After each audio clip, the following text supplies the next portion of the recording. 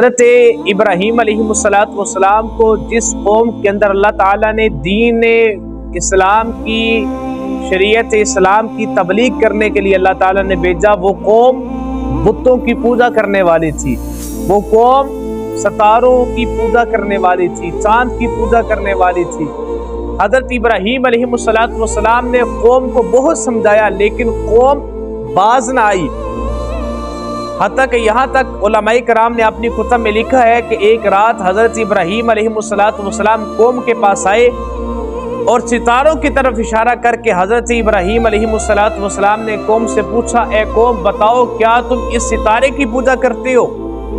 تو لوگوں نے کہا ہاں ہم اس ستارے کی پوجا کرتے ہیں۔ تو جب وہ ڈوب گیا تو حضرت ابراہیم علیہ السلام نے قوم سے خطاب کر کے ارشاد فرمایا، جو ڈوب جائے وہ کبھی رب نہیں ہوتا۔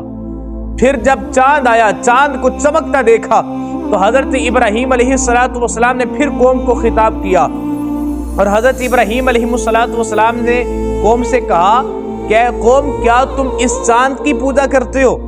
قوم نے کہا ہاں ہم اس چاند کی پوجا کرتے ہیں۔ جب چاند بھی چھپ گیا تو حضرت ابراہیم علیہ السلام نے کہا کہ جو چھپ جائے وہ کبھی معبود نہیں ہوتا، وہ کبھی رب نہیں ہوتا۔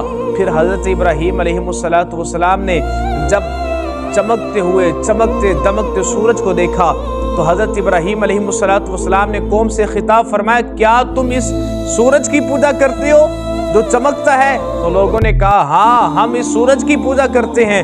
تو حضرت ابراہیم علیہ السلام نے جب سورج کو غروب ہوتا دیکھا تو حضرت ابراہیم علیہ السلام نے ارشاد فرمایا، جو غروب ہو جائے، جو ڈوب جائے وہ کبھی رب نہیں ہوتا۔